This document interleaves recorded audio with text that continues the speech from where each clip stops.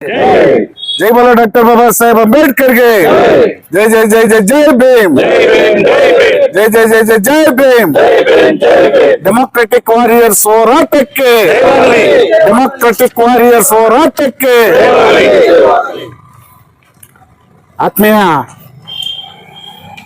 ಮಾಧ್ಯಮದ ಬಂಧುಗಳೇ, ನಾವಿವತ್ತು ಒಂದು ಹೋರಾಟವನ್ನು ಮಾಡಬೇಕು ಅಂತ ತೀರ್ಮಾನ ಮಾಡಿ ಇಲ್ಲಿ ಎಲ್ಲ ನಮ್ಮ ಹಿತೈಷಿಗಳು ಪದಾಧಿಕಾರಿಗಳು ಸೇರಿ ಇವತ್ತು ಈ ಒಂದು ಪತ್ರಿಕಾಗೋಷ್ಠಿಯನ್ನು ನಾವಿಲ್ಲಿ ಕರೆದಿದ್ದೀವಿ. ಕರಪತ್ರ ಬಿಡುಗಡೆ ಮತ್ತು ಹೋರಾಟದ ಬಗ್ಗೆ ಮಾಹಿತಿಯನ್ನ ಕೊಡ್ತಕ್ಕಂಥ ಒಂದು ಪತ್ರಿಕಾಗೋಷ್ಠಿ. ಈ ಪತ್ರಿಕಾಗೋಷ್ಠಿಗೆ ಬಂದಿರತಕ್ಕಂಥ ಎಲ್ಲ ಮಾಧ್ಯಮದ ಸ್ನೇಹಿತರಿಗೂ ಕೂಡ ನಾನು ಜೈ ಭೀಮ್ ವಂದನೆಗಳನ್ನು ತಿಳಿಸ್ತಾ, ಇದೇ 23ನೇ ತಾರೀಕು ಗುರುವಾರ ದೇವರಾಯ ಸಮುದ್ರ ಟೋಲ್ ಪ್ಲಾಜಾದಿಂದ ಹಿಡಿದು ಮುಳಬಾಗಿಲು ತಾಲೂಕು ಕಚೇರಿಯವರೆಗೆ ಪ್ರತಿಭಟನೆಯನ್ನ ಮಾಡಿ, ಕಾಲ್ನಡಿಗೆ ಜಾಥಾ ಮುಖಾಂತರ ಪ್ರತಿಭಟನೆ ಮಾಡಿ ಇಲ್ಲೊಂದು ಧರಣಿಯನ್ನು ಮಾಡ್ತಕ್ಕಂಥ ಕಾರ್ಯಕ್ರಮವನ್ನು ಹಮ್ಮಿಕೊಂಡಿದ್ದೀವಿ. ಯಾಕೆ ಹಮ್ಮಿಕೊಂಡಿದ್ದೀವಿ ಅಂದ್ರೆ, ಇಡೀ ನಮ್ಮ ದೇವರಾಯ ಸಮುದ್ರ ಗ್ರಾಮ ಪಂಚಾಯಿತಿ ವ್ಯಾಪ್ತಿ ಮತ್ತು ಹನುಮನಹಳ್ಳಿ ಗ್ರಾಮ ಪಂಚಾಯಿತಿ ವ್ಯಾಪ್ತಿ, ಅದು ಬಿಟ್ಟು ರಾಷ್ಟ್ರೀಯ ಹೆದ್ದಾರಿ ಏನಿದೆ, ಈ ರಾಷ್ಟ್ರೀಯ ಹೆದ್ದಾರಿಗಳ ಆಜುಬಾಜುಗಳಲ್ಲಿ ಅಕ್ಕಪಕ್ಕಗಳಲ್ಲಿ ಇರ್ತಕ್ಕಂಥ ಬೆಲೆ ಬಾಳ್ತಕ್ಕಂಥ ಜಮೀನುಗಳು, ಅದೇನು ಲಕ್ಷಾಂತರ ರೂಪಾಯಿ ಜಮೀನುಗಳಲ್ಲಿ ಇವತ್ತವು ಕೋಟ್ಯಾಂತರ ರೂಪಾಯಿ ಬೆಲೆ ಬಾಳ್ತಕ್ಕಂಥ ಜಮೀನುಗಳನ್ನ ಇವತ್ತು ಭೂಗಳ್ಳರು ಕಬಳಿಕೆ ಮಾಡ್ತಾ ಇದ್ದಾರೆ. ಭೂಗಳ್ಳರು ಅನ್ನೋದಕ್ಕಂದ್ರೆ ಇವನು ಭೂ ಮಾಫಿಯಾಗಳು ಅಂತ ಕರಿಬೇಕಾಗ್ತದೆ. ನಾವು ಇವತ್ತು ಭೂ ಮಾಫಿಯಾಗಳು ಇವತ್ತು ಅನೇಕ ಸರ್ಕಾರಿ ಜಮೀನುಗಳನ್ನ ಇವತ್ತು ಕಬಳಿಕೆ ಮಾಡ್ತಾ ಹೋಗ್ತಾ ಇದ್ದಾರೆ. ಸೊ ಈ ರೀತಿ ಸರ್ಕಾರಿ ಜಮೀನುಗಳನ್ನ ನಮ್ಮ ಕಂದಾಯ ಇಲಾಖೆ ಅಧಿಕಾರಿಗಳು ರಕ್ಷಣೆ ಮಾಡಿದ ಭೂಗಳ್ಳರಿಗೆ ಬಿಟ್ಕೊಟ್ಬಿಟ್ರೆ, ನಾಳಿನ ದಿವಸ ಆ ಸ್ಥಳೀಯ ಭಾಗದಲ್ಲಿ ಇರ್ತಕ್ಕಂಥ ಬಡವರಿಗಾಗ್ಲಿ ಅಥವಾ ಅಲ್ಲಿ ಅಭಿವೃದ್ಧಿಗಾಗ್ಲಿ ಎಲ್ಲಿಂದ ಜಮೀನು ತರಬೇಕು? ಇವತ್ತು ನಾನು ರಘು ಇದ್ದೀವಿ, ಇಲ್ಲಿ ರಘು ಇದ್ದಾರೆ. ನಮ್ಮ ಕೀಲೂರಲ್ಲಿ ಒಂದು ಮೊರಾರ್ಜಿ ದೇಸಾಯಿ ಶಾಲೆ ಆಗಿದೆ, ನೋಡಿದ್ದೀರಾ, ನೀವೆಲ್ಲ ನೋಡಿರ್ತೀರಾ. ಇವತ್ತು ಸಾವಿರಾರು ಮಕ್ಕಳಲ್ಲಿ ಓದ್ತಾ ಇದ್ದಾರೆ.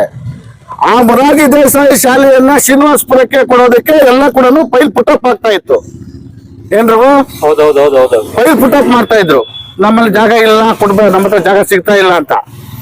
ನಾವು ಆರ್ಐ ಹತ್ರ ತಹಸೀಲ್ದಾರ್ ಕರ್ಕೊಂಡು ಗಲಾಟೆ ಮಾಡಿ, ಏನೋ ಇಲ್ಲ ನಮ್ಮ ಹತ್ರ ಜಾಗ ಇದೆ, ನಮ್ಮ ಇದ್ರಲ್ಲಿ ದೇವಸ್ಥಾನದ ವ್ಯಾಪ್ತಿಯಲ್ಲಿ ಜಾಗ ಇದೆ, ಬನ್ನಿ ನಾವು ಕೊಡ್ತೀವಿ ಅಂತ ಕರ್ಕೊಂಡು ಹೋಗಿ ಜಾಗ ಚೂಸ್ ಆಯ್ತು. ಇವತ್ತರ ಶಾಲೆ ಆಯ್ತು. ಮರಪನಹಳ್ಳಿ ಗೇಟ್ ಅಲ್ಲಿ ಇವತ್ತೊಂದು ಕಾಲೇಜ್ ಆಗಿದೆ. ಯಾಕಾಯ್ತು? ಅಲ್ಲಿ ಸರ್ಕಾರಿ ಜಾಗ ಇತ್ತು, ಕಾಲೇಜ್ ಆಯ್ತು, ಅನುಕೂಲ ಆಗ್ತಾ ಇದೆ. ದೇವರ ಸಮುದ್ರ ಈಗ ಗೇಟ್ ಅಲ್ಲಿ ಒಂದು ಅಂಬೇಡ್ಕರ್ ಭವನ ನಿರ್ಮಾಣ ಮಾಡ್ಲಿಕ್ಕೆ ಎಲ್ಲ ಕೂಡ ಪ್ರೋಸೆಸ್ ಮಾಡ್ತಾ ಇದ್ದಾರೆ. ITI ಆಗ್ತಾ ಇದೆ. ಮತ್ತೆ ಇಲ್ಲಿ ಯಾವುದೋ ಒಂದು ಅಮೆರಿಕದ ಯೂನಿವರ್ಸಿಟಿ ಜಾಗ ಕೂಡ ಈಗ ಅಲ್ಲಿ ರಿಸರ್ವ್ ಮಾಡಿದ್ದಾರೆ. ಇದು ಸರ್ಕಾರಿ ಜಾಗಗಳಿದ್ರೆ ಆ ಭಾಗದಲ್ಲಿ ಅನೇಕ ಅಭಿವೃದ್ಧಿ ಕೆಲಸಗಳಾಗ್ತವೆ, ಅನೇಕ ಸಹಾಯ ಆಗ್ತದೆ. ಅಥವಾ ಆ ಭಾಗದಲ್ಲಿ ಇರ್ತಕ್ಕಂಥ ಬಡವರು ಯಾರಾದ್ರೂ ಕೂಡ ಜಮೀನು ಇಲ್ಲದೆ ಇರ್ತಕ್ಕಂಥವ್ರು ಮಾಡ್ಕೊಳ್ಳಿಕ್ಕೆ ಕೂಡ ಅಲ್ಲಿ ಅನುಕೂಲ ಆಗ್ತದೆ. ಅದನ್ನು ಬಿಟ್ಟು ನಾವು ಇವರು ರಿಯಲ್ ಎಸ್ಟೇಟ್ ಅವರ ಜೊತೆಗೆ ಇವರು ಶಾಮೀಲಾಗ್ಬಿಟ್ಟು ಏನೋ ನೋಡ್ದಂಗೆ ಕಂಡು ಕಾಣದಂಗೆ ಹಲವಾರು ಸಂಘಟನೆಗಳು ಸ್ಟೇಟ್ಮೆಂಟ್ ಕೊಟ್ಟಿದ್ದಾರೆ.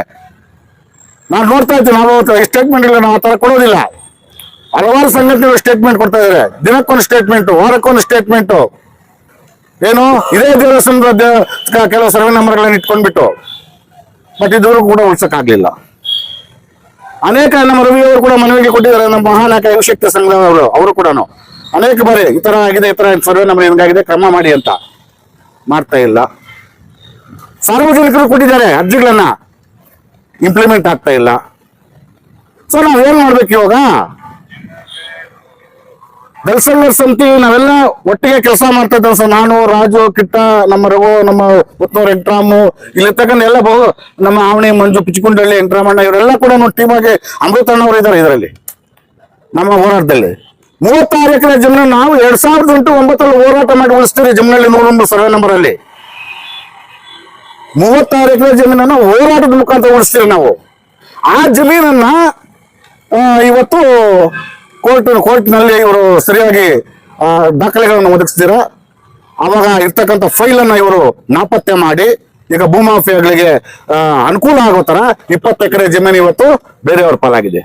6ನೇ ತಿಂಗಳಲ್ಲಿ ಮಾಡ್ಕೊಟ್ಟಿದ್ದೀವಿ. ಹೇಳ್ಬಿಡಿ ಯಾರ್ದು ತಪ್ಪಿದು? ಕಂದಾಯ ಇಲಾಖೆ ಅಧಿಕಾರಿಗಳದ್ದು. ಕಂದಾಯ ಇಲಾಖೆಯಲ್ಲಿ ಇವತ್ತು ನಾವು ಅಭಿಲೇಖಾಲಿ ಅಂತ ಇದೆ. ಏನಕ್ಕಪ್ಪ ಅಂದ್ರೆ ಸಾರ್ವಜನಿಕರ ಆಸ್ತಿ ಪಾಸ್ತಿಗಳ ಕಡತಗಳನ್ನ ರಕ್ಷಣೆ ಮಾಡ್ತಕ್ಕಂಥ ಜವಾಬ್ದಾರಿ ಅಲ್ಲಿರ್ತಕ್ಕಂಥದ್ದು. ನಿಮಗೆ ಗೊತ್ತಿರ್ಲಿ ಹೇಳ್ತಾ ಇದ್ದೀನಿ, 100 ಕಡತಗಳು ಇವತ್ತು ನಾಪತ್ತೆ ಆಗಿದೆ. ವ್ಯಾಲ್ಯೂಬಲ್ ಪ್ರಾಪರ್ಟೀಸ್ ಕಡತಗಳು ಇವತ್ತು ನಮ್ಮ ಅಭಿಲೇಖ ಇಲ್ಲದೆ ಸಿಗ್ತಾ ಇಲ್ಲ. ಹೋದ್ರೆ ಅವರು ಒಂದು ಎಂಡಾರ್ಸ್ಮೆಂಟ್ ನಿಮ್ಮರ ಕೊಡ್ತಾರೆ, ಮಿಸ್ಸಿಂಗ್ ಆಗಿದೆ ಅಂತ. ಕಡತ ನಾಪತ್ತೆ ಆಗಿದೆ, ಸಿಗ್ತಾ ಇಲ್ಲ ಅಂತ ಕೊಡ್ತಾರೆ. ಹಾಗಾದ್ರೆ ನಾವೇನಕ್ಕೆ ನಿಮಗೆ ಇಷ್ಟೆಲ್ಲ ನಾವು ಸಾರ್ವಜನಿಕ ಹಣದಲ್ಲಿ ನಿಮಗೆ ಸ್ಯಾಲರಿಗಳನ್ನು ಕೊಟ್ಕೊಂಡು, ಸಂಬಳ ಕೊಟ್ಕೊಂಡು, ನಿಮ್ಗೆ ಐಷಾರಾಮಿ ಕಾರುಗಳು ಕೊಟ್ಟು ನಿಮ್ಗೆ ಓಡಾಡೋದಕ್ಕೆ ನಿಮ್ಗೆಲ್ಲ ಇದು ಮಾಡಿಕೊಟ್ಟು ನಮ್ಮ ಆಸ್ತಿ ಪಾಸ್ತಿಗಳನ್ನ ಬಡವರ ಆಸ್ತಿ ಪಾಸ್ತಿಗಳನ್ನ, ಸಾರ್ವಜನಿಕ ಆಸ್ತಿ ಪಾಸ್ತಿಗಳ ಆ ಕಡತಗಳನ್ನ ನೀವು ರಕ್ಷಣೆ ಮಾಡ್ಲಿಕ್ಕೆ ಕೂಡ ಯೋಗ್ಯತೆ ಇಲ್ಲ ಅಂದ್ರೆ ಇನ್ನು ಸಾರ್ವಜನಿಕರಿಗೆ, ಬಡವರಿಗೆ ನೀವೇನ್ ಸಹಾಯ ಮಾಡ್ತೀರಿ? ಇದು ನನ್ನ ಪ್ರಶ್ನೆ. ಬಂಧುಗಳೇ, ಇದನ್ನೆಲ್ಲ ಇಟ್ಕೊಂಡು ಇವತ್ತು ನಾವು 23ನೇ ತಾರೀಕೇನು ಹೋರಾಟ ಮಾಡ್ತಾ ಇದ್ರಿ. ಈ ಹೋರಾಟ ನ್ಯಾಯಯುತವಾದ ಹೋರಾಟ ಆಗಿದೆ. 100 ಎಕರೆ ಭೂಮಿಗಳಿಂದ ಉಳಿಸಬೇಕಾಗಿದೆ. ಇದು ಮೊದಲನೇ ಹಂತದ ಹೋರಾಟ ಇವತ್ತು ನಾವು ತೆಗೆದುಕೊಳ್ತಾ ಇರ್ತಕ್ಕಂಥದ್ದು. ಆಮೇಲೆ ಬೇರೆ ರೀತಿಯ ಹೋರಾಟವನ್ನ ಮಾಡ್ತೀರಿ.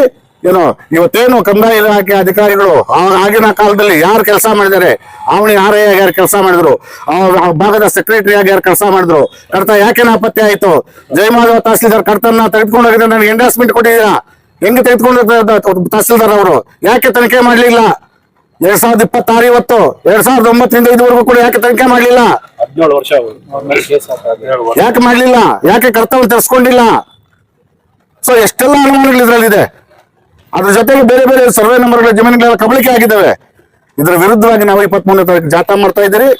ಟೋಲ್ ಗೇಟ್ ಇಂದ ಹಿಡಿದುಕೊಂಡು ತಾಲೂಕು ಕಚೇರಿವರೆಗೂ ಕೂಡ ನನ್ನ ಈ ಹೋರಾಟ ಬಂದಿರ್ತಕ್ಕಂಥ ಎಲ್ಲ ನಮ್ಮ ಆತ್ಮೀಯರು ಕೂಡ ಯಶಸ್ವಿ ಮಾಡಿಸ್ಕೊಡ್ಬೇಕು. ಮತ್ತು ಹೆಚ್ಚಿನ ಸಂಖ್ಯೆಯಲ್ಲಿ ಹೋರಾಟದಲ್ಲಿ ನಮ್ಮ ಹಿತೈಷಿಗಳು, ನಮಗೆ ಬೇಕಾಗಿದ್ದ ನಮ್ಮೆಲ್ಲ ಪದಾಧಿಕಾರಿಗಳು ಎಲ್ಲರೂ ಕೂಡ ಸಮಾನ ಮನಸ್ಕರೆಲ್ಲ ಕೂಡ ಈ ಹೋರಾಟದಲ್ಲಿ ಭಾಗವಹಿಸುವ ಮುಖಾಂತರ ಈ ಒಂದು ಹೋರಾಟಕ್ಕೆ ಶಕ್ತಿಯನ್ನು ಕೊಡಬೇಕು. ಮತ್ತು ನಮ್ಮ ಜಮೀನುಗಳನ್ನು ನಮ್ಮ ಹಕ್ಕೋದು ನಾವು ಉಳಿಸ್ಕೊಳ್ತಕ್ಕಂಥದ್ದು, ಅದನ್ನು ಉಳಿಸ್ಲಿಕ್ಕೆ ನಾವೆಲ್ಲ ಕೂಡ ಹಣ ತೊಡಬೇಕು ಅಂತ ಈ ಸಂದರ್ಭದಲ್ಲಿ ಹೇಳ್ತಾ, ನನಗೆ ಮಾತಾಡ್ಲಿಕ್ಕೆ ಅವಕಾಶ ಮಾಡಿಕೊಟ್ಟಂತ ಎಲ್ರಿಗೂ ಕೂಡ ಒಂದಿಸಕ್ಕೆ ಮುಂಚೆ ಇನ್ನೊಂದು ಮೀಡಿಯಾ ಮುಖಾಂತರ ನಾನು ಮನವಿ ಮಾಡ್ತಾ ಇದ್ದೀನಿ. ಮಾನ್ಯ ಕೋಲಾರ ಜಿಲ್ಲೆಯ ಜಿಲ್ಲಾಧಿಕಾರಿಗಳು ಸ್ಥಳಕ್ಕೆ ಬರಲೇಬೇಕು. ಇವತ್ತು ಮುಳಬಾಗಿಲು ತಾಲೂಕಿನಲ್ಲಿ ಆಗ್ತಾ ಇರ್ತಕ್ಕಂಥ ಅಕ್ರಮಗಳನ್ನ ತಡೀಲಿಕ್ಕೆ ನಿಮ್ಮ ಜಿಲ್ಲಾಧಿಕಾರಿಗಳು ಒಬ್ಬರಿಂದನೇ ಸಾಧ್ಯ ಇದೆ. ನಾವು ಅದಕ್ಕೇನೆ ಕರಪತ್ರದಲ್ಲಿ ಕೂಡ ವಿಶೇಷವಾಗಿ ಹಾಕಿದ್ದೀವಿ. ಕೋಲಾರ ಜಿಲ್ಲೆಯ ಜಿಲ್ಲಾಧಿಕಾರಿಗಳು ಸ್ಥಳಕ್ಕೆ ಬರುವಂತೆ ಕ್ರಮ ಕೈಗೊಳ್ಳಬೇಕು ಅಧಿಕಾರಿಗಳೆಲ್ಲ ಕೂಡ ಅಂತ.